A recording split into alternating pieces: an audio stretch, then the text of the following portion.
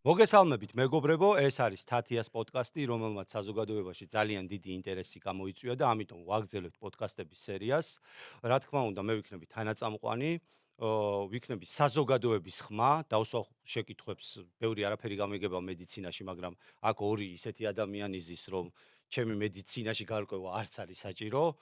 რა თქმა უნდა, თავარი წამყვანი თათია, რომელიც ისაუბრებს დღეს ძალიან მნიშვნელოვან თემაზე და ჩვენი სტუმარია საქართველოს გულის უკმარისობის ასოციაციის პრეზიდენტი, კლინიკა ჯერარსის გულსის ძარღვთა დეპარტამენტის ხელმძღვანელი ბატონი ზვიად ყიფიანი. გამარჯობა, ძალიან დიდი მადლობა რომ მობრძანდით.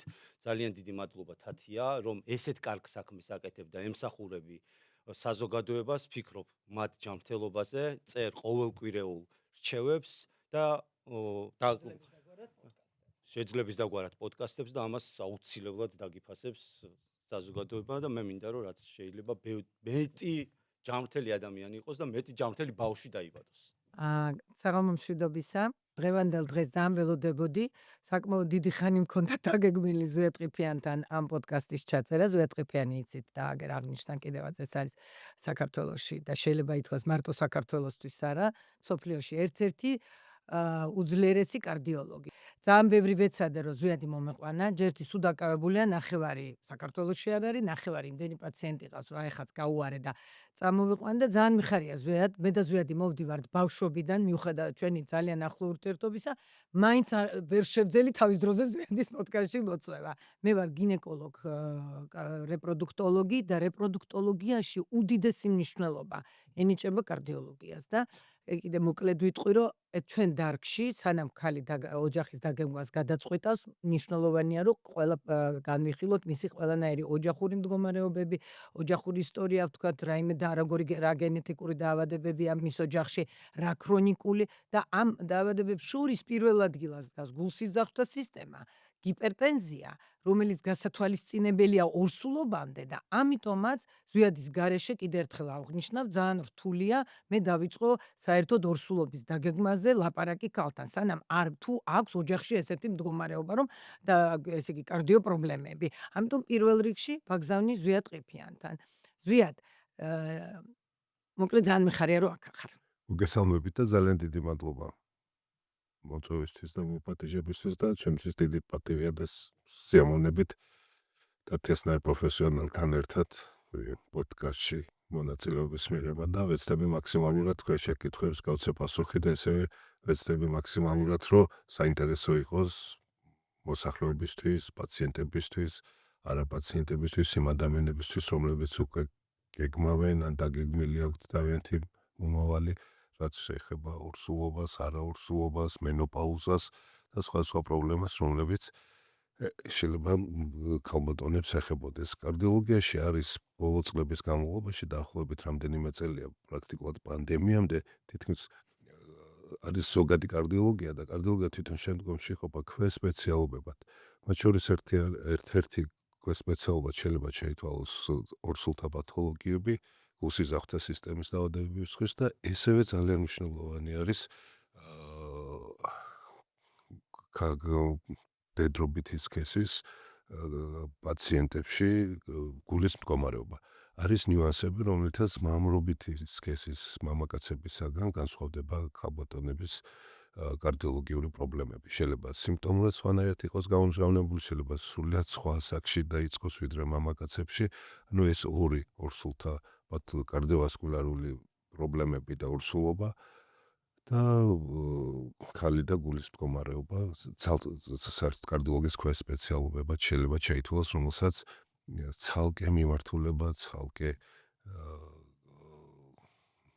ლიტერატურის შესწავლა ჭირდება და დეტალურად განხილვა. მაგალითად ძალიან მარტივი მაგალითია, როდესაც ქალბატონების რაღაც ნაწილს აქვს კლასიკური სტენოკარდიული შეტევა, აკეთებ კორონაროგრაფიას, თვითონ კორონარები ქვემს იზამთრებს, რომლებიც გულის კუნთს კვებავენ. არ არის არანაირი დაზიანება, არ არის შევიწროება, უბრალოდ პაციენტი ამბობს, რომ მე მდგება გული. არის თვითონ გული კუნთოვანი ორგანო, ეგ მიკროცირკულაცია ძალიან განვითარებულია და განსაკუთრებით მენოპაუზის შემდგომ ხდება მის სპაზმას, ხია X სინდრომი, რომელსაც პრაქტიკულად მამაკაცებში ვერ ხვდებით. განსაკუთრებით ქალბატონებში ეს ძალიან მნიშვნელოვანი არის მწვერვალობა.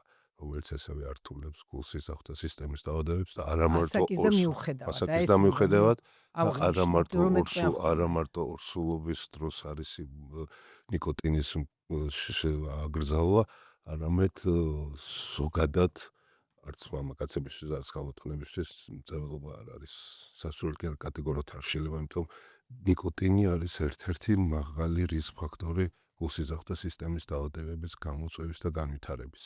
როგორც არის მაგალითად გულსისხმის დაავადება, მიოკარდიუმის ინფარქტი, ინსულტი, ათეროსკლეროზი, ზოგადად ათეროსკლეროზი არ არის მარტო კორონარები, მარტო არ არის გული არტერიაც ხვდებით, არის აორტა, შემდეგ თირკმლის არტერიები, ქვემოკიდურების არტერიები, რომელიც მთლიანად ზოგადად ათეროსკლეროზს ვიღებთ.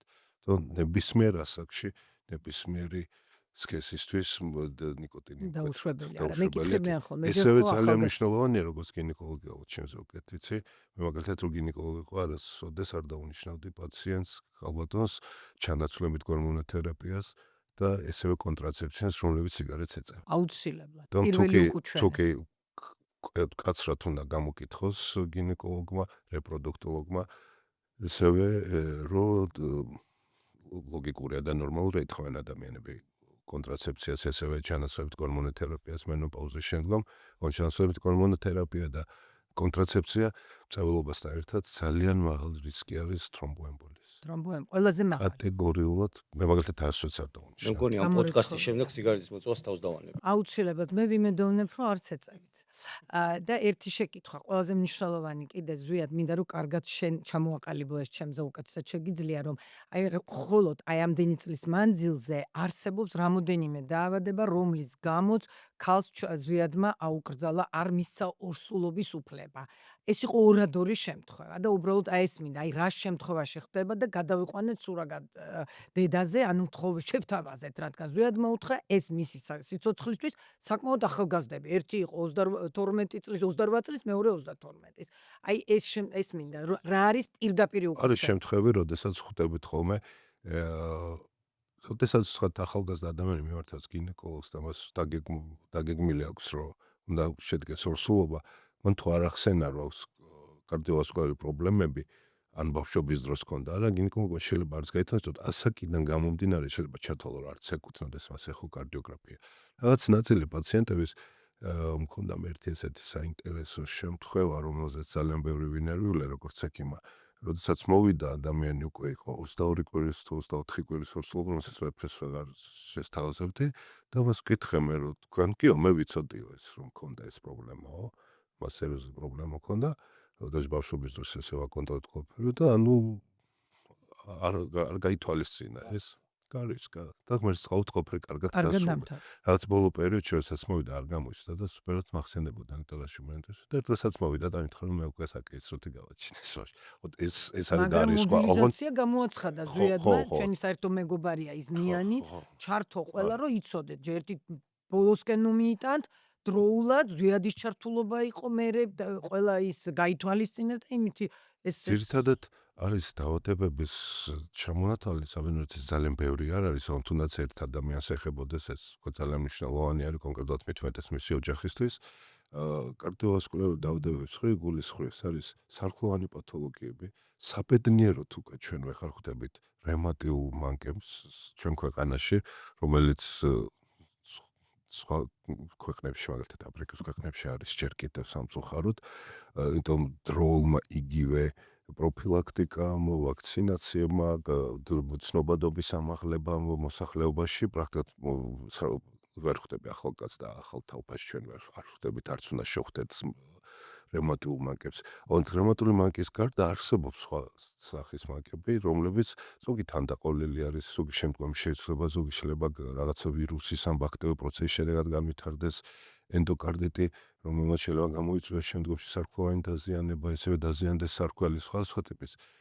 როდესაც ისეთი ტიპის სარქლოვანი დაზიანება არის, ეს არის აორტული სარქველი, აორტის სარქველი თუ მიტრალური სარქველი, საკმაოდ ყველა დაზიანებას აქვს თავის შეფასების კრიტერიუმი და ხარისხი, როდესაც ამას აფასებდა მისი დიაგნოსტიკა სრულად ადვილად ხდება ეხოკარდიოგრაფიულად, სხვადასხვა პარამეტრები საფუძველზე ამბობ, რომ ამ ადამიანის ორსულობა კატეგორიად არ შეიძლება. როდესაც ის ჩამოყალიბდება მეორე, სისხლის მეოქცევის მეორე დღე, ეს ადამიანი ვერ შეძლებს ორსულობას, ანუ აუცილებლად დამთავრდება ლეტალობით.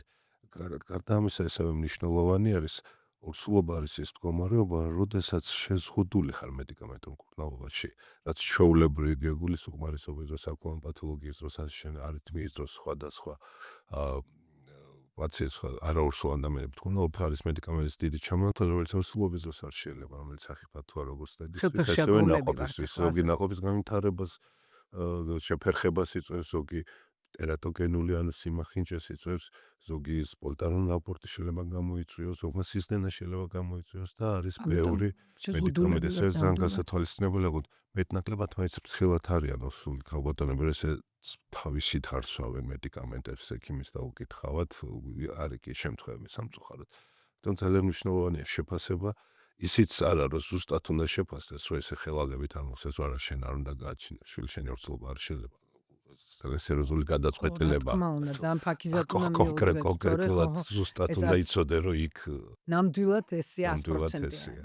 ნამდვილად ესეა. ტრავმა შეიძლება მივაყენოთ საკმაოდ. საბედნიეროდ არის იშვიათად ალბათ აქვს შემთხვევები, რომელიც არც თუ ისე დიდი ხნის წინ მქონდა ერთი საკმაოდ დაზიანებული სარქველით და აბსოლუტურად მე სონდა მათ ოჯახის ისინი ახალგაზრდები იყვნენ, ოღონდ პირველი იყო მაშინ როგორ, რომ ბერჯერ იყო კითხვა, რომ არა, ის არაფრით არ შეიძლება, ის ვერ გადაიტანს იმ ორსულობას. არის სუროგაციის გზა, როდესაც წინასწარ ხდება დაგეგმარება, ინახავ კვერცხს სუროგას, ჩვეულებრივი ბიოლოგიური შვილია ეს და ჩვეულებრივი აბსოლუტურად. ნებისმიერ ახალშობილს და ბავშვს ამ ბიშველ ახალშობილს და ბავშვს ჭირდება ჯანსაღი მშობლები, მათ შორის დედა პირველ რიგში ჯანმრთელი, რომელიც ენერგია აქვს და ხო. ეს და კიდე ყველაზე მნიშვნელოვანი არის, ესე იგი ეს გავიარეთ, რომ აუცილებლად ყველა გინეკოლოგმა და რეპროდუქტოლოგმა განსაკუთრებით, უფრო რეპროდუქტოლოგებმა, რომელიც ჩვენ მემსახურებით ოჯახის დაგეგმას და უგეგმავთ ადამიანს, პრინციპში თავიანს მომავალს და აი ამ ორსულობას ყველა ვარიანტში უნდა გავითვალისწინოთ მისი ოჯახის, ანუ არ იყოს ვინმე ახლობელი ძალიან, ან მშობელი, ან და, ან ძმა ადრეულ ასაკში დაღუპული, ინფარქტით, ინსულტით, ან უცაბედი სიკვდილით, გენეტიკურად და როგორ არის აუცილებლად. გულსიზრახთა სისტემის დაავადებები, არის ხშირ შემთხვევაში შექმნილი პრაქტიკულად გენეტიკას ძალიან დიდი მნიშვნელობა აქვს. რა თქმა უნდა, რაც უფრო ახალგაზრდა ასაკი რისკი ნაკლები არის ამ დროს, მაგალითად ისემიური დაავადება არის გენეტიკასთან კავშირში, ოღონდ ისემიური დაავადებას არ ხვდებით, არც უნდა შეხვდეთ ჩვენ ტრაუმატით, იშვიათი შემთხვევის გარდა სადღაც რაღაცა ესეთი პათოლოგიური განვითარება არ არის, არ ხვდებით ჩვენ ახალგაზრდა ასაკში, ანუ იშვიათი ინფარქტი 18-20-25 ასაკში განსაკუთრებით გოგონებში.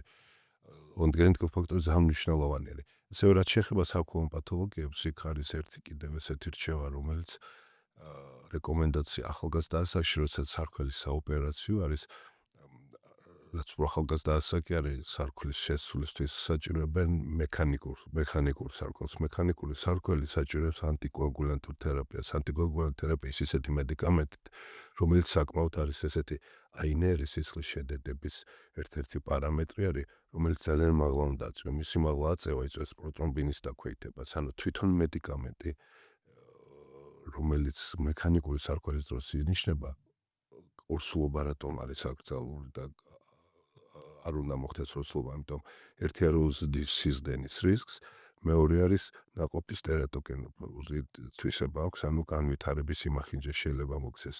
და გარდა ამისა, თუ კი ადეკვატურ დოზას არ მისცე, მექანიკურ სარქველში შეიძლება განვითარდეს თრომბოემბოლია.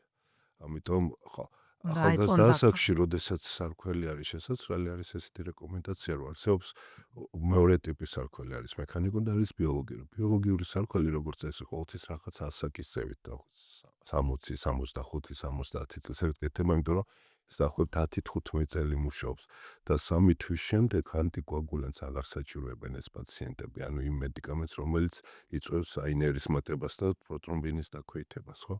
და 3 თვეში მას უხსნი. არის ერთ-ერთი ესეთი რეკომენდაცია, რომ ახალგაზრდა ასაკში თუ ის მცათ არის ფსიქოლოგიურად ამისთვის და გადალახული აქვს ეს, რომ და უნდა რომ ორსულობა აუცილებლად შედგეს, მე თბილისში არ მინახე, თუ უცხოეთში მინახე ესეთი პაციენტი, რომელიც იკეთებს ბიოლოგიურ ბიოლოგიურ სარქველს დროებით, იმიტომ რამდენი პერიოდის ამ პერიოდში ხდება ორსულობა, შეშვილებს და შემდგომში როდესაც მოდის დრო, მზად არის რომ განმეორებითი რეოპერაცია გაიკეთოს და უკვე მექანიკური შეიდგას. საკითხვა გამიჩნდა, იცით, ორსულობის დროს ორსულის წნევა იწევს. რა თქმა უნდა, ფიზიოლოგიურადაც შეიძლება მოხდეს და ამიტომ მას უნდა გქონდეს ლუფტი. ანუ თავიდანვე აი მაგია ზუსტად და ესე იგი არსებობს ჰიპერტენზიის ორი სახე. ერთი არის ქრონიკული, ანუ თანდაყოლილად მოდის 23-24 წლის გოგო, 28, ნუ მე ვიდახი ახალგაზრდა ადამიანი უკვე აქვს წნევა. ანუ მაღალი 130 და მეტიც. ნუ ეს უკვე ამას ქვია ქრონიკული ჰიპერტენზია და მეორე არის უკვე ორსულობიდან გამოწვეული 20 კვირის მერე. ჩვენთვის ორივე რთულად შეიძლება წარიმართოს აბსოლუტურად, ვერ იტყვი ხა რომელი უფრო რთულად სამართავია, მაგრამ ნუ ჰიპერტენზია ქრონიკული იმიტომ რომ წინასწარ ჩვენ მაინც ვიცით და მზად ვართ. და ის 20 კვირაზე მოხდება თუ არა, ანუ ოდნავ მაინც იწევა, როდესაც დაბალია ჰიპოტონიკი, ანუ დაბალი წნევის მატარებელია, ის ოდნავი ცვლილებადება ისე არ ჩანს. მაგრამ როდესაც უკვე მაღალია ადამიანები, რომლებიც თუმცა ახალგაზრდა ასაკში, როდესაც 90 აქვს თავის ამბობს, რომ ჩემი მთელი ცხოვრება 90. ორსულობის დროს შეიძლება ის წნევა გახდეს 110 და 120, რომელიც არ არის საშიში. არ შეიძლება მას სუბიექტური დისკომფორტი კონდეს 110-ის 80-ზე რო გავხდებათ, რომ მას არ ებრძვის არც კარდიოლოგი, არც გინეკოლოგი და არავინ, იმიტომ იქ თუ დაიწყეთ მედიკამენტურ მკურნალობა შეიძლება კოლაფში ჩააგდო, იმიტომ რომ მეორე სისხლის მიოქცევა ყალიბდება, ბუნებრივად ჭირდება დედასაც, სისხლის მიწოდება და თვითონ ნაყოფსაც პირველში და რაც მკვეთრად დაწყებ იმას აი რამდენ ხანში უნდა აი დღეში ერთხელ უნდა ის გაიზომოს წნევა. არა, გაჩნია, შეიძლება საერთოდ არ გაიზომოს. შეიძლება საერთოდ არ გაიზომოს, გაჩნია. თუ იცის რომ დატვირთულია გენეტიკა, თუ იცის რომ ორსულობამდეც ხონდა ამას ჰიპერტენზია არის პაციენტები, ადამიანები, რომლებიც ორსულობამდეც რაღაც მედიკამენტს იღებდნენ, იცის რომ მას ჰიპერტენზია აქვს რეგულირებული, თვითონ ჰიპერტენზია არის პირველადი და მეორადი, ანუ რაღაც შედეგად გამოწვეული და ესენციური. ძირითადად მოსახლეობის დიდ ნაწილს აქვს ესენციური ჰიპერტენზია და მედიკამენტური მკურნალობა ინიშნება და საბედნიეროდ დღევანდელ დღეს არის ესეთი მედიკამენტები, რომელიც პრაქტიკულად სწორად დანიშნული მკურნალობა, მათ შორის კომბინირებული ძირითადი ნაწილი შეიძლება იყოს მის დარეგულირებას, ანუ პრევენციას იწვევს და იცილებს სწორედ აი ემპულსიზავსთა სისტემის დაავადებებს, როგორც არის ინფარქტი, ინსულტი და ჰიპერტენზია რატოა ცუდი, იმიტომ რომ აქ სამიზნე ორგანოები თავის ტვინი, გული, თირკმელი და ჩათრევას რო შემდგომში იწვევს თირკმელის უკვე ორმაგად მუშაობს გული იმის დროს, ორსულობის დროს, ხო? ანუ ბედი დატვირთვა მეორე ჩამოყალიბდა. იმიტომ ის კატეგორია, რომელსაც მანამდე იცის, რომ ჰიპერტენზია ქონდა და მოდის ექიმთან და თქვა ამბობს, რომ ჰიპერტენზია ვიჟაფერა ფამწამოს, ხდება ორსულობა. მედიკამენტების ის ნაწილი, რომელიც არის ორსულებში, შეიძლება ორსულებში არის რაღაც მედიკამენტები, რომელიც საერთოდ უნებელია პირიქით კარგი სიცოცხლის ხანგრძლივობას და ხარისხს აუმჯობესებს, და ორსულების კატეგორიულად არ შეიძლება. ამიტომ ორსულთა ჰიპერტენზია საკმაოდ ფაქიზი სამართავი არის. ესე ადვილი არ არის. უნდა იქ არის ბევრი ფაქტორი, ზოგს მანამდე აქვს გიპოთირეოზი, მაგალითად, ან შეიძლება ორსულობის დროს დაიწყეს გიპოთირეოზი. ფარისებიჯერკვის პრობლემა, თუ კი გიპოთირეოზია, თუ ის არ მოგვარდა წნევას ვერ დაიმორჩილა, რაღაცას კრეატინინი აქვს, მაღალი თირკმლის პრობლემა აქვს და ბევრი ნიუანსი, ანუ სამართავია. ჩართულობა ჩემი ზვიადისი, ჩემ საკითხებში და მომზადების დროს ძალიან მნიშვნელოვანია და იცის ხოლმე გაუმზადებ ზვიადს, როგორც ვიცი, მას უყვარს პაციენტი და სანამ დაურსულდება, მაინც ზვიადის დასკვნის გარეშე მაძლევს თუ არა ორსულობის უფლებას ჯერ, როგორც მთელ ქვეყნებში არის ფსიქოლოგიური მომზადება, მე ფსიქოლოგის მაგურად ზვიადყიფიანი მყავს ამ შემთხვევაში და აი ესე ძალიან კარგად ლაკონურად უხსნის, ისე რომ ახსნილი მშვენივრად გაგებულად ესმის პაციენტს უკვე მოდის ჩემთან. მე როდესაც მოაგვარებს ამ საკითხს, უკვე გადავდივართ ორსულობაზე. მაგრამ აი ზუსტად შერასაც იძახი აწევა ძალიან მეცნება ხოლმე რომ მეხოწებიან რომ წავალ ბატონ ზვიადს უნდა წავიდე ზვიადთან 90 ქონდა აუწია 100-ზე მაგზე ვეონები არ წახვიდეთ ვერაფერს ვერ დაგინიშნავთ ესეც არის აი ძალიან განცდებში არიან რომ აი მე ეს ჩემი წნევა არ არის გასაგებია ეს ნორმალურია ფიზიოლოგიურია შევეცადოთ რომ 130-ზე ზემოთ რო წავა ნუ მე ზვიადი კი მიგზავნოს ხანდახან 125-ზე ძალიან ნერვიულობ იმიტომ რომ ლუფტი ეკარგებათ პირველ ტრიმესტრში რომ 125 აქვს ვეონები ზვიად ლუფტი აღარა მაქვს რომ მეორე ტრიმესტრში უფრო შეიძლება გაიზარდოს. მესამეში განსაკუთრებით. მეორეში პირიქით უკვე ორგანიზმი ეჩვევა, უკვე პროგესტერონი, გორმონები ლაგდება და უკვე პირიქით მეორე დაბალზე ჩადის. მაგაზეც ნერვიულობენ, მაგრამ ყავს ამისთვის ზვიადყებიან დამხვანე ძალა. არის რაღაც ნიუსები, ვიღაცა საერთოდ სითხეს არ იღებს. ეხლა მეტნაკლებად კიდევ ცნობადობა გაიზარდა და გინეკოლოგი წაწვრის ინფორმაციას თვითონაც იწიებენ, კითხულობენ, ალბათ მაინც არის შემთხვევები, რომ დაბალი თვითონ ფიზიოლოგიერთაც დაბლომოდის და პლუს ამას ორსულობა და წყალს არასვავს. თან სითხეს თუ ოდნავ არასვავს. შეშუპება ოჯახის წევრებიც. ადრე იყო ეს, ჩვენ არ მოსწრები ვართ, მაგრამ ჩვენ დედებს, ბებია თუ შეშუპებულა წყალს საერთოდ არ ასმევდნენ და მეორე უბედურება იწყება. ანუ თან პირიქით. ამას თუ ზაფხულის პერიოდი ევთხო, ისედაც ცხელა ურთლება დეგიდრატაცია. დიდია, შარდის სახით, სუნთქვის სახით, კანიდან კარგად სითხეს ყველა. ზოგი ეძახის რომ არა, მე არ ვფლიანდება როგორ ნებისმიერი კანიდან მაღალ ხდება. ტემპერატურაზე ბოლოსკენ რო წავალთ, მინდათ რომ თქვენც და ბატონმა ზვიადმაც პატარ-პატარა რეკომენდაციები მისცეთ, ანუ აუცილებლად. გზადაგზაც ვაძლევთ, იმიტომ რომ ხო, წყალი ძალიან- მინიმუმ 2 წყალი ლიტრი. მნიშვნელოვანი არის სიტუაცია პირველ ტრიმესში განსაკუთრებით რა თქმა უნდა მარილი ჭირდება და თუ რაღაცა განსაკუთრებულ შემთხვევასთან არა გვაქვს და თირკმლის უკმარისობასთან საქმე არ ვიგზავნოთ ადამიანს რომ მარილი უკეთრად შეემციროს, იმიტომ ნაყოფის განვითარება სჭირდება რა თქმა თვითონ უნდა, ძვლოვან ნატრიუმი სისტემას ასე შემდეგ და ასე შემდეგ. ხო და არის შემდგომაც პერიოდი რომ კეთრად უნდა შეემციროს. ეს ზოგი საერთ არ აქცევს კვებას ყურადღებას, ესეც ერთ-ერთი მნიშვნელოვანი. როგორც არორსულებში თუ ეს მამაკაცებში არტერიული ჰიპერტენზიის პირველი. კურნალობაში ერთ-ერთი პირველი რეკომენდაცია არის ცხოვრების წესის შეცვლა და მე მედიკამენტური კურნალობა. ეს არის ცხოვრების წესის შეცვლა, არა ალკოჰოლი, ეტნოლი. სიგარეტი არა. რა თქმა უნდა, სიგარეტი არც კატეგორიულად არა. ლაპარაკობთ. ნატრიუმი, პრაქტიკულად ნატრიუმი თუ არ არის თირკმლის უკმარისობა, რაიმე განსაკუთრებული ისეთი მდგომარეობა, ნატრიუმი მინიმუმ 70%-ით უნდა შეამციროს, უნდა ამოღებული იქნას არავით არის ჰიმალაის მარილი. არანაირ. მეცნიერება მხოლოდ ხომ არის ესეთი ჰიმალაის- როგორ ეს ჰიმალაი მარილი, ალბათ არის მხოლოდ კომერციული და თვითონ ამბობს რომ არა, მარილი არანაირი მარილია. კვლევა არ არის. აბსოლუტურად. არსებობს სპეციალური მარილები, მაგალითად EU რეგულაციით და UK რეგულაციით, რომელიც მარკეტებში იყიდება რა აწერია low sodium. ანუ ეს low sodium ის თუ ნიშნავს. ხარხნულად დამუშავება. გასაგებია. და ამიტომ იცი რომ ის დაამუშავა, ამოიღო ის. და ესე ამიღებული ის არის როცა მოტეხა სადღაც კუთესზე და ეს მომარილს ნატრიუმს არ შეიცავს. და ეს ბიტაზი შეიძლება კიდევაც რომელსაც აწერია რომ ჰიპერტენზიის საზოგადოების მიერ რეკომენდირებული კი, ბატონო. შორი მაგრამ მაგიც მეშინია ზვიად, რატო იცი, ისედაც ქართული საკვები არის არა ქართულში ნებისმიერ პროდუქტში ნატრიუმი და თავისი რაოდენობის ისედაც არავინმა არ ვიცით. რაღაცაში მეტია, რაღაცაში ნაკლებია, ოღონდ ეს ერთ შერევა ხდება რა რაოდენობას ვიზავთ არავინმა არ ვიცით. ხო და იმას კიდე დამატება. დამატება ორსულობის დროს და მაინც.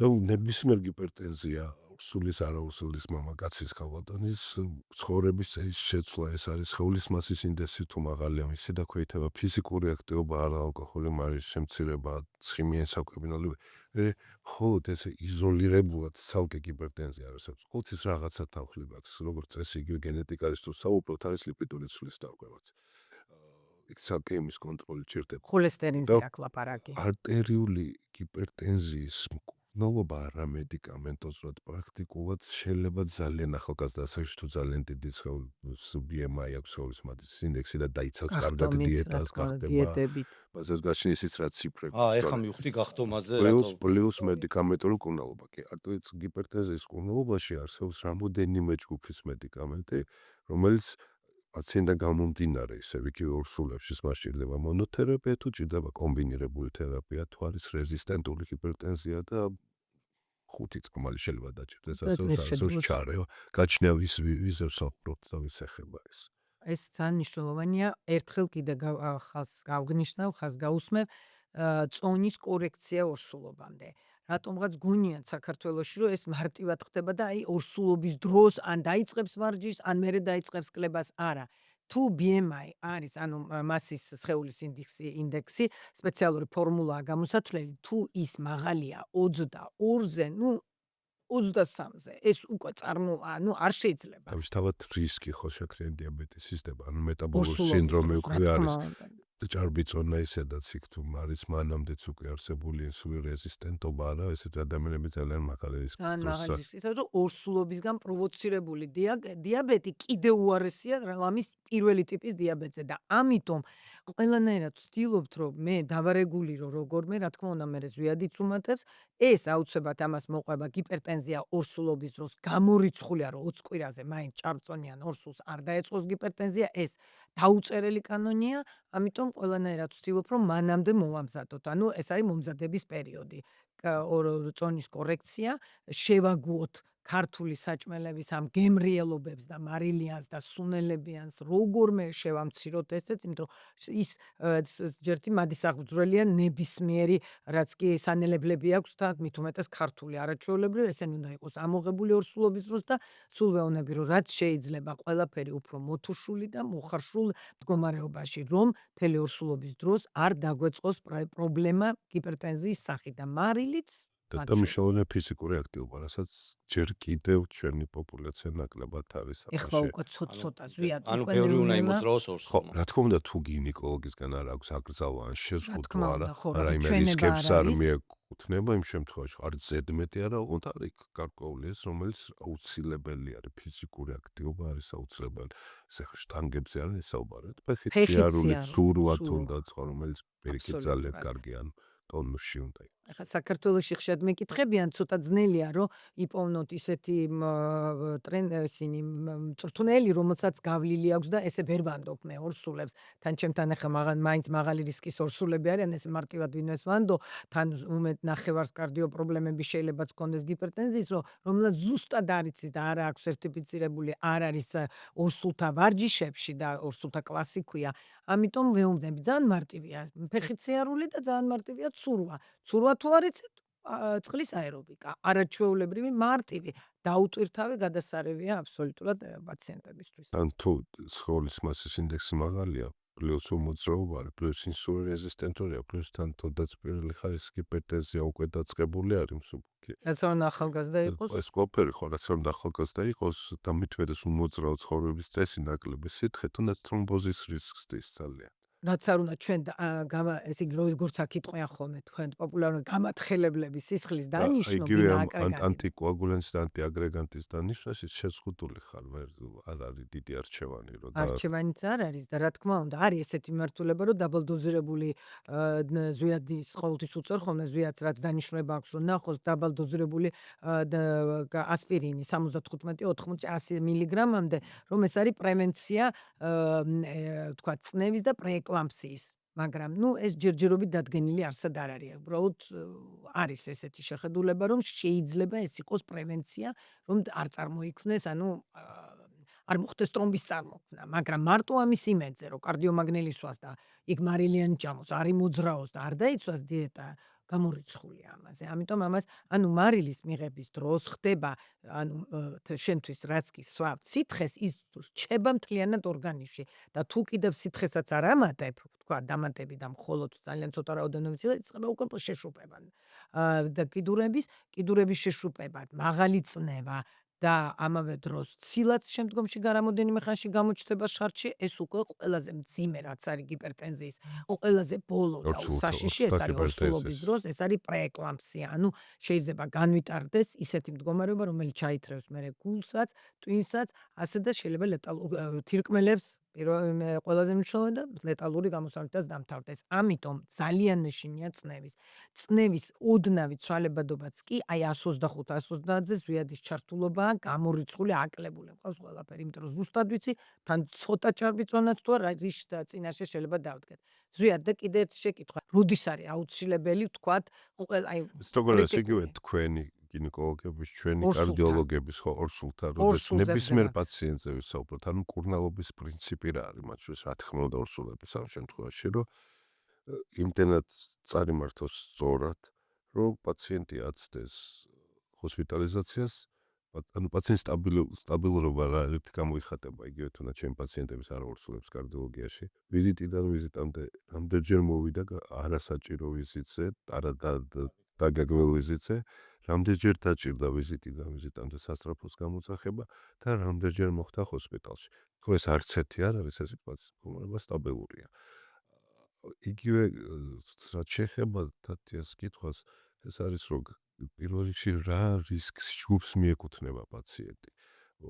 წინა ურსულობაზე იყო თუ არა ეკლამპსია, ანუ მოხდა თუ არა საავადმყოფოში, რომელსაც გამოიწვია გართულებები ან არ დამთავრდა კარგად ან პირველი შემოსპარვას, ხო. ურსულობა. პირველი ურსულობა არის. თუ მართლა ჭარბი წონა არ ხო, არის. თუ მართლადი არის წნევა, მართვადი შუა აი რაღაც იღებს მედიკამენტებს რას და ღრის ზემოთ შეიძლება რომ ვილაპარაკოთ. როდესაც ის იღებს ჩვენს როდესაც ორსული ქალბატონი იღებს რეგულარულად დანიშნულ მედიკამენტს, მასეუბნება თუ კი მოხდება წნევის მატება, შუალედში რა მიიღოს დამატებით.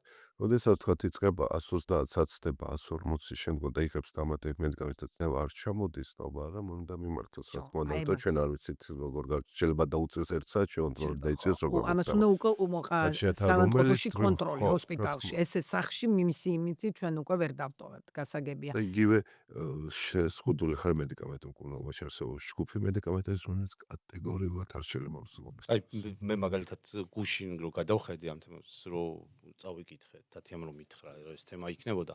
ანუ ხშირად არისო ორსულებშიო თავის ტკივილები, შეშუპებები. თავის ტკივილი, მაგითო, აი თავის ტკივილი, ეს ძალიან კაი კითხვა, თავის ტკივილი თუ არის გაუსაძლისი და მასზე პარაცეტამოლის მოქმედება არ მოქმედებს პარაცეტამოლი და არ მივიღეთ შედეგი, რა თქმა უნდა, ყოველთვის ვეუბნები, რომ აუცილებლად გავაკონტროლოთ წნევა.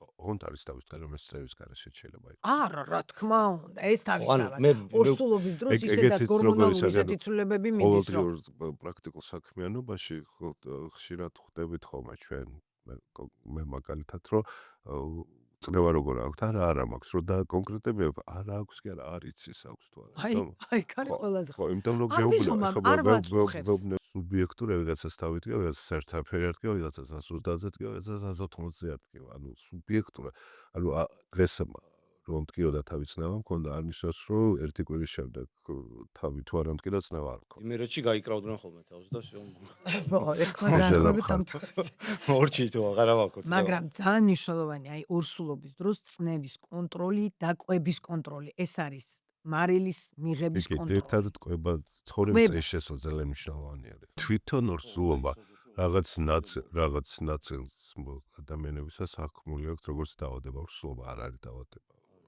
ფიზიოლოგიური პროცესია რომელიც არაჩვეულებრივი მდგომარეობაა და თუ მას კარგად მართავდა პაციენტიც მოყვება ამაზე ბედნიერი ხანა და პერიოდი და გადასარევი პერიოდია ჯერ ისელამაზდებიან ზოგიერთი რომ ყველა აი ნამდვილად სულ სხვა იერსახეს იღებენ და ძალიან მიხარია რომ ყველანი როცა კარგად არიან და კარგად გრძნობენ მე წყნარად ძინავზე რაც თავი ამ კაცსაც ვასვენებ არ ვაწიოგებ და მე ორსულობის შემდგომი პერიოდი არის კიდე ერთ-ერთი ურთულესი ორსულობის პერიოდში ხა დაახლოებით ასე თუ ისე მიახლოებით ვილაპარაკე და რა შეკითხვებიც გექნებათ შეგვიძლიათ რომ მომწეროთ და ზვიაცაც დაუკავშირდები მე თუ ამასთან დაკავშირებით და გავგცემთ ასე თუ ისე პასუხს და მე არის ყველაზე მნიშვნელოვანი ლოგინობის ხანა ანუ გქონდა ჩვენ ურთულესი შემთხვევა მე და ზვია ჩვენ ცხოვრებაში და შობიარობის შემდგომი პერიოდი, როდესაც ყველაფერი კარგად და განსაკუთრებით რთული სიტუაცია ამ სიზარღვების მხრივ და ჰიპერტენზიის, როდესაც არის ტყუპი ნაყოფი, ანუ კიდევ ორმაგად მოდის პრობლემები. დამშობიარები ყველაფერი კარგად, კიდევ კარგი რომ ჩვენი საერთო მეგობარია და კოლეგა მიანი და მიხვდა ის დროულად მოხდა ჩარევა და დანარჩენ ზვიადი ასე რომ ზვიადის უმადლოდენ ნამდვილად ამ პაციენტის გადარჩენას. ანუ ორი ტყუპს უფრო. დიახ, მაგას მოყვება ხოლმე ძალიან ხშირად. ჩვენ საუბრობთ ორსულთა ჰიპერტენზიაზე, ეს არის საბედნიეროდ იშვიათი, ოღონდ არსებობს. და ესე დაცული არის თუ არა ადამიანი არ ვინმე არ იცის, მას ქვია postpartum კარდიომიოპათია. ანუ კარდიომიოპათია არის ის, როდესაც გული დიდდება. შობიარობის შემდგომ. ხო, შობიარობის არის ადამიანები, რომლებიც დაიბადა ესეთ პრობლემას, არის რაღაც გენეტიკური პრობლემა, აქვს გენეტიკური კარდიოპათია, არის შემდგომში რაღაცის მიერ განვითარებული კარდიომიოკარდიტი, რაღაც პოსტინფარქტური ისემიური ჰიპერტენზიის შედეგად ასე შემდეგ, თუმცა არსებობს შობიარობის შემდგომი კარდიოპათია. არის ადამიანები, რომლებიც ემორჩილებენ მკურნალობას და ბრუნდება საწყის მდგომარეობას და მოცულობას ის გული, თუმცა არის ადამიანები, რომლებიც ვერ აღიდგენენ ამას და საკმაოდ ინვალიდდებიან და მიდიან თუ კი ეს ქვეყანაში არსებობს გულის გადანერგვა. თუ დროულად ამას მას ქვია შობიარობის შემდგომი კარდიოპათია, postpartum კარდიომიოპათიის. ესევე ჰიპერტენზია, რომელიც შეიძლება საკმაოდ რთულად სამართავი იყოს ორსულობის დროს, როდესაც დაიბადება ბავშვი, არა? ხშირ შემთხვევაში აღარ ჭირდება. საერთოდ ეგრევე გაქრება, აღარ ჭირდება არაფერი. არიან ადამიანები, რომელსაც ჭირდება გაგრძელება. არიან ადამიანები, რომლებიც საერთოდ არ ქონდათ წნევა ორსულობის შემდგომი, თუმცა ზუსტად შობერების შემდგომ მეწყობა. და იგივე რისკია ფოსტ-ფართულ მეკლამციები არსებობს. აი ეს იყო ზუსტად. წონაჭარბი არ ქონდა, გამხდარი, ხვალის ყველაფერს რომ ორსულთა გვემორჩილებოდა. ეკლამსიოთ, ასევე მაღალი რისკის არის მშობიარობის შემდგომი ეკლეფსია და განვითარებული გიპერტენზია. ყველაზე ასევე მეორე მომენტი ეს არის კატეგორია, რომელსაც იცის რომ გიპერტენზია აქვს, იცის რომ ის შეეცეს, ოღონდ ამბობს რომ მას ზუსტი კვება უნდა. ზუსტი კვების დროს მედიკამენტურ კურნალობაში საკმაოდ შეზღუდული ხარ. ის მედიკამენტები, რომლებიც ორსულობის დროსაც კი შეიძლება დანიშნოს, მაგალითად კალცი ადაგონისტი ზუსტი კვების დროს ვერ ნიშნა. მშობიარობის შემდგომი გიპერტენზია საკმაოდ შეზღუდულია. და ესევე იციან რომ რისკი აქვს არსებობს გიპერტენზია და მშობიარობის შემდგომ არ მიდის არ ქრეს რაც გიპერტენზია, ესე საჭიროა კურნალობას და როგორც უკვე აღნიშნეს, ძალიან შეზღუდული ხარ მედიკამენტებში, ანუ იქ პლაცენტის ბარიერი გაქვს რაც რაღაცები არ ბავშვს იცავს. იცავს და ზუსტი კვების დროს არის ფაქტობრივად ყველაფერი ხდება ბავშვთან. თუ რაღაც მედიკამენტები ისეთებიც კი რომელიც ზუსტი კვების დროს შეიძლება ორსულობის დროს შეიძლება ზუსტი კვების დროს ვერ აძლევ.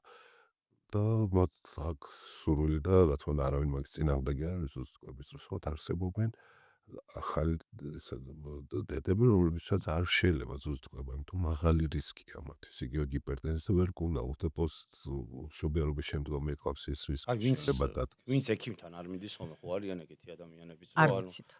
არ ვიცით, მაგრამ მაინც რომ აგრძელებენ ზუზუკით თვიყვებას, ან არ ემორჩილებიან. არა, ჩვენთან უკვე ადრე უფრო იყო. პროკურორს ადრე უფრო იყო, ეხლა უკვე რომ ვიტყვით და ისე გადაჭრითაც ზვიადი რომ აუხსნის, ძალიან იშვიათად ხდება, მაგრამ იქ მე თვითონაც ლაპარაკი. როგორ შეიძლება ვიყო ზუსტი კვების წინააღმდეგი, ხო გამორიცხულია შანსი, თუ ჩვენთვის ყველაზე აუცილებლობა არ მნიშვნელოვანი, არის, ხო. თუ აუცილებლობა საიცოცხლო არ არის. და თან ანდაც ახლა არის სამედიკამენტო კიდე ისეთ იღებს სხვადასხვა. არის როგორ ისიცით, რომ არის რაღაც მედიკამენტი კონკრეტული, რომელიც შეიძლება როგორც ორსულობის დროს დაინიშნოს და ესევე დაინიშნოს ზუსტი კვების დროს. ამ მედიკამენტებს, რომლებიც ზუსტი კვების დროს ინიშნება, ყველა მედიკამენტს აქვს თავის მინიმალური დოზირება და მაქსიმალური დოზირება. თითქო ჩვენ სწავლობთ, რომ მაქსიმალურ დოზაზე თუ მე ვთვალ, ან დედას, რომელიც ზუსტი კვებავს ბავშვს, ამ დოზაზე გვერდითი ეფექტი გამომჟღავნდება. არა საიცოცხლო, შეიძლება გამოიჭროს ბავშვის ძილიანობა.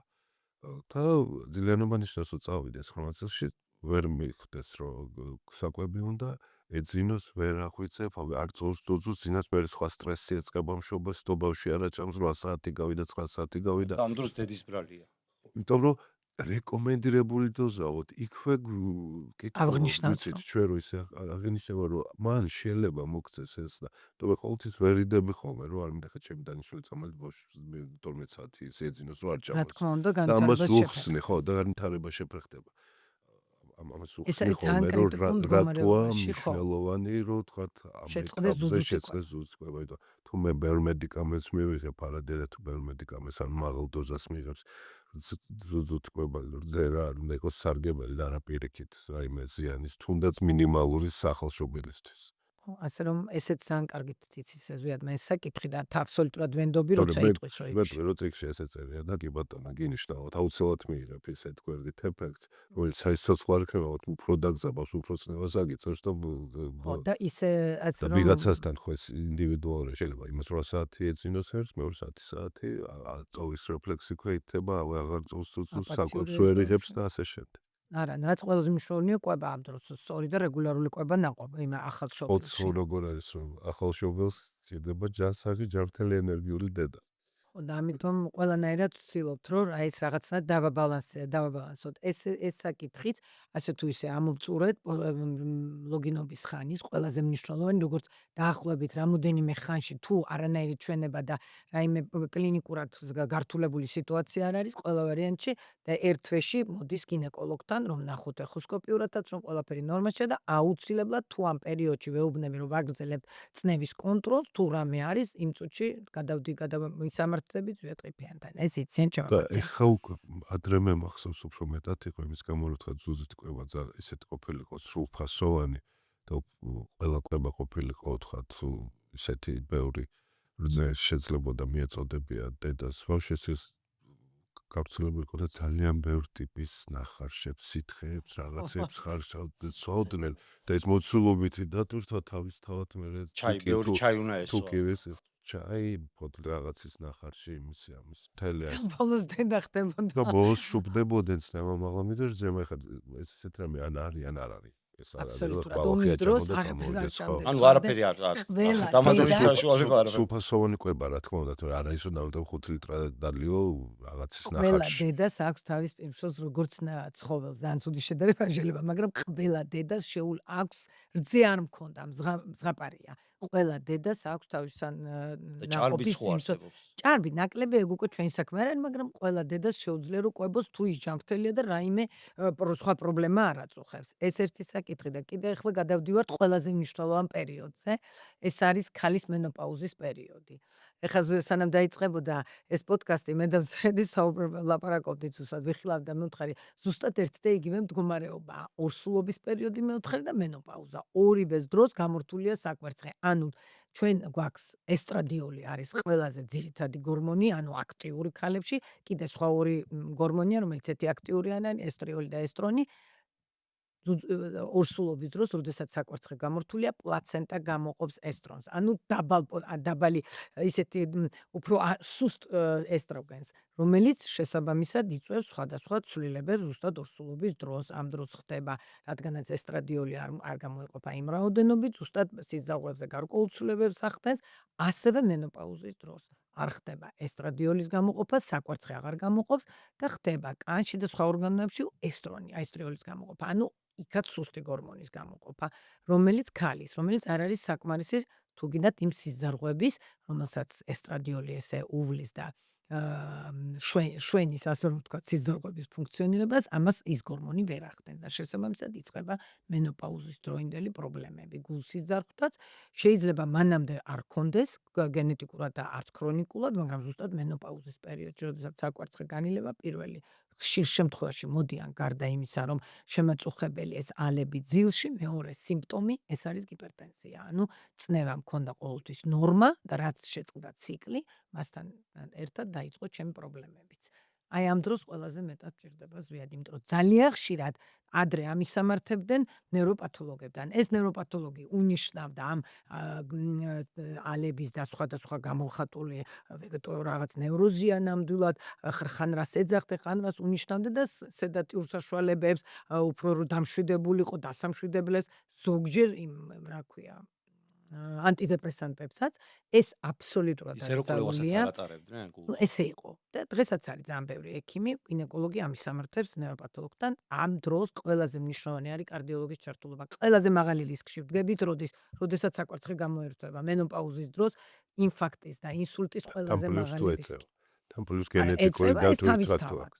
ნახეთ როგორ არის ამის სტატისტიკა. მეცნიერება ამბობს, რომ ადამიანები, რომელსაც ორსულობის დროს ჰიპერტენზია დაეწყო და შემდგომში აღარ არის ორსულობის შემდგომ არ აქვს ჰიპერტენზია, მათ აუცილებლად ეწყებათ ჰიპერტენზია მენოპაუზის პერიოდში. ანუ ერთ-ერთი პრედიქტორი არის, რომ თუ ორსულობის დროს აქვს წნევა, დიდი პროცენტულად დიდი შანსია, რომ დაიწყოს შემდგომ ჰიპერტენზია.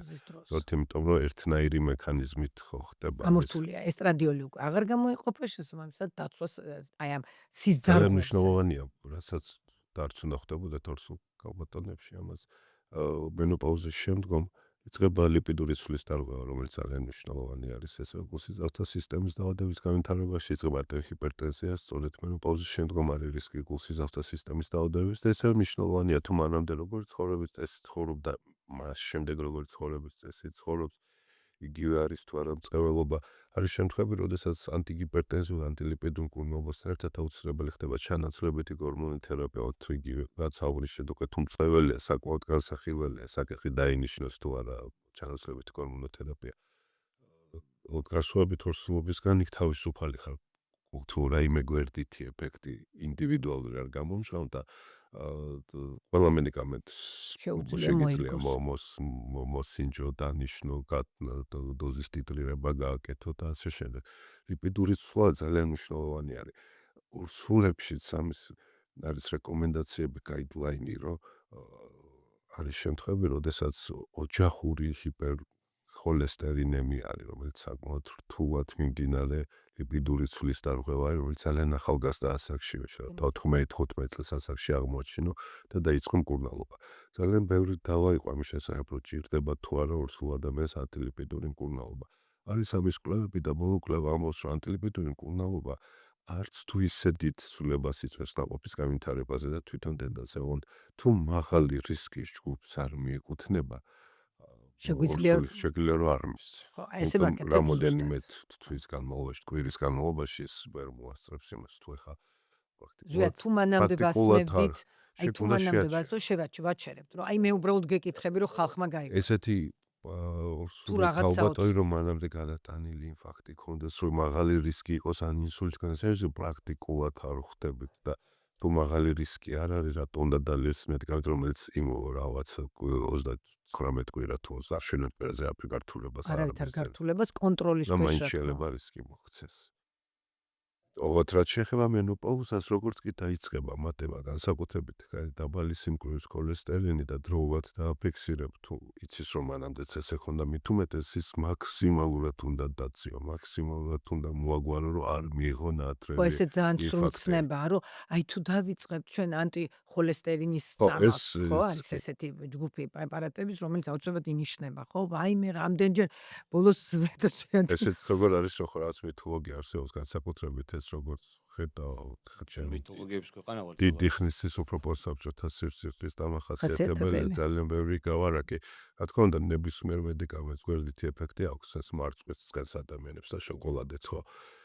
ეს არ ნიშნავს, რომ აგვგზავნოთ კონკრეტული სასიცოცხლო მნიშვნელობის არანაირი გვერდითი ეფექტი არ აქვს. სწორედ ის რასაც ავაკეთებენ აქცენტს, რომ ეს არის გვერდითი ეფექტი და ამის გამო არ დავლევა ან არ ვსვავ, არა ყველა კვლევაში აჩვენა, რომ პლაცებოსა და ამას შორის ზუსტად ერთნაირი შედეგი აქვს.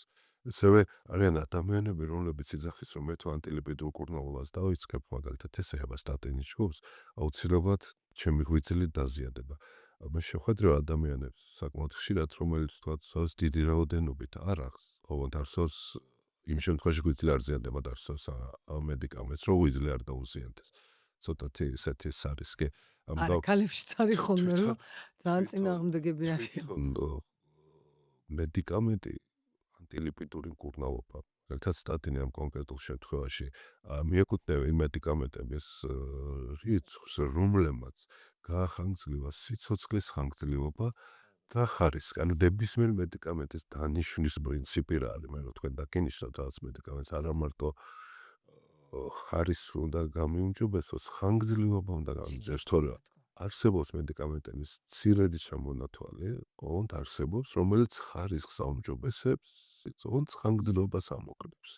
მკურნალობის პრინციპი რა არის? ხარისხი და ხანგრძლივობა. სწორედ ანტილიპიდური მკურნალობა, ანტიგიპერტენზიული მკურნალობა მიეკუთვნება იმ კატეგორიას, რომელიც ხარისხიან ცხოვრებას ახორციელებს, ანუ იცავს ინვალიდობისგან, როგორც არის ინსულტი, კარდიოვასკულარი დაავადების მხრიდან გამოწვევი ინვალიდობისგან. წარმოიდგინეთ არადარეგულირებულ ჰიპერტენზიას და მას შორის არადარეგულირებულ ლიპიდურ ცვლას, შეიძლება თირკმლის უკმარისობა გამოიწვიოს და თირკმლის უკმარისობა განაჩენია ზოგადად, ხო, საკმაოდ წვალობენ ადამიანები, იმის გამო რომ რაღაც დროულად გამურჩათ. თუ გრამემწვავე ისეთი თირკმლის უკმარისობა აქვს, და ჰიპერტენზიის შედეგად, როდესაც კრეატინინი იწყებს მატებას, რეკომენდაცია არის ესეთი, რომ კრეატინინმა დავიწყო, მაგრამ სუბუქი ფორმის თუნდაც თირკმლის უკმარისობა არის მედიკამენტების ჯგუფი, რომ მაგალითად არის ესეთი ანგიოტენზი რეცეპტორის ბლოკატორი, ჰიპერტენზიას რო არ ქონდეს დაბალი დოზით მიეცი, რომ პროტექცია გაუკეთო. არის ესევე სტატინი, ანუ ანტიხოლესტერინი მკურნალობა, ნორმაშიც რო ქონდეს, ანუ ოდნავ მომატებული არა დაუწყე, იმიტომ ანტიათეროსკლეროზული მოქმედება აქვს, მაგალითად თირკმლის უკმარისობას ნაწილი ათეროსკლეროზის გამო შეიძლება მოხდეს. ანუ როგორც პროტექცია ისე დაუწყე. არის შემთხვევები, როდესაც მიოკარდიუმის ინფარქტი აქვს, და ნიშნავ ანტილიპიდურ მკურნალობას და გეუბნება თვითონ არ ოჯახს, რომ ნახეთ ხოლესტერინი, მან როგორ არის, რომ ყველა ეძახის ხოლესტერინის უფრო მნიშვნელოვანი ფრაქცია იქ არის LDL, დაბალი სიმკვრივის ხოლესტერინი. ანუ პოპულაციაში ცუდ ხოლესტერინის რასაც. ვინც მაღალ რისკს მიეკუთვნება, ეს დაბალი სიმკვრივის ხოლესტერინი, რაც დაბალია, მით უკეთესია, რაც დაბლად დაწევ, მით უფრო განმეორებით რისკებს უმცირებ. და გეუბნება, რომ აი მე ნორმაში მაქვს თქვათ და არ არის ძალიან მომატებული და რატომ ჭირდება წამო, იმიტომ რომ რაც სივრცეც მოხდება ინფარქტი, ის უნდა მინიმუმ 50%-ით შეამცირა. და როდესაც თან გენეტიკურად იცი თუ მშობლებს და ადრეულად ქონდათ ეს თქვათ ყველაფერი. ზოგადად გაჩნია არის პირველადი პრევენცია და არის მეორადი პრევენცია თქვათ რომელი ჯგუფს მიეკუთვნება მაგრამ უკვე მოხდა და მე მკურნალობ და არის მანამდე აღმოვაჩინე რომ მაქვს სნელა მაქვს ხოლესტერი და ვისკა კურნალობა რო ეს ასწე აქ სამიზნე ციფრები სხვადასხვა არის უკვე გადატანილი ფაქტორები LDL რაც შეიძლება დაბრუნდა და წევენ საცა პირველად და სადაც პირველადი პრევენცია იქ არ ვიწყებ მე რომ აუცილებლად 50-ზე ქვევით უნდა გქონდეს არის კომბინირებული არის ერთი მედიკამენტი თუ მაქსიმუმ დოზამდე მიდიხარ ვერ აღწევს სამიზნე ციფრებს ამატებ მეორეს თუ იმას არის მესამე ამატებ მესამეს და თავი არის მიზანი თუ ხშირ შემთხვევაში მეც ყოველდღიურ ჩემ პრაქტიკაში მაქვს რომ მეორე ცდა დაბალ დოზას და აზრი არ აქვს თუ მე სამიზნე ციფრს არ მივიღებ დაბალ დოზა თუ არ იმუშავა, რა თქმა უნდა. იგივე არის თქვა თუ კიწნება 180 აქვს და დაბალ წამოსვას რომელიც იმას არ უწევს და რა მნიშვნელობა აქვს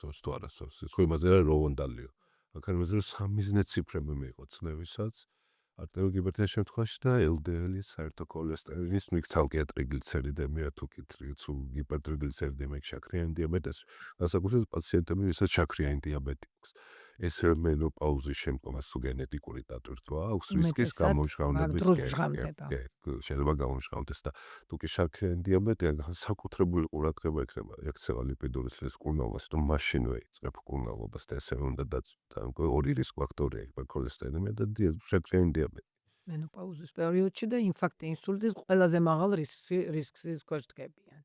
და ამავე დროს უნდა სიგარეტი. ამაზე გამორიცხულია აღნიშნე და კიდევ ერთხელ აღნიშნავ, არავცეთ პაციენტს მე არ უნიშნავ ჰორმონალურ თერაპიას და წინასწარ ვეუბნები, ეს უკვე მისი გადასაწყვეტია, ჰორმონალური თერაპია და თამბაქოს შორის, სიგარეტს შორის უნდა აირჩიოს, რომელი ურჩევნია და თავარი დირიჟორი ამ ყველაფერში არის ჩემი ესტრადიოლი. ამ ჰორმონალურ თერაპიაში ძალიან მინიმალური დოზით, რომელიც გულსიძახთა სისტემისთვის, ინსულტის, ინფარქტისთვის, ყველაფრისთვის და პლუს თავარი ოსტეოპოროზისთვის, რომ ჩვენი დამოუკიდებლობა შევინარჩუნო და არ აღმოჩნდეთ დამხმარე ადამიანების, ანუ დასახმარებელი ადამიანების მიერ და ჩვენ შევეძლოს დიდ ხანს და ხანგრძლივად ჯანმრთელად სიარული და მოძრაობა. ამისთვის ძვლებს უნდა გაუფრთხილდეთ და ამ ყველაფერს ებრძვის სიგარეტი და თუ ვიღაცას ურჩევნია მისი გადასაწყვეტია ეს ჩვენ ვერ გადაუწყვიტავთ.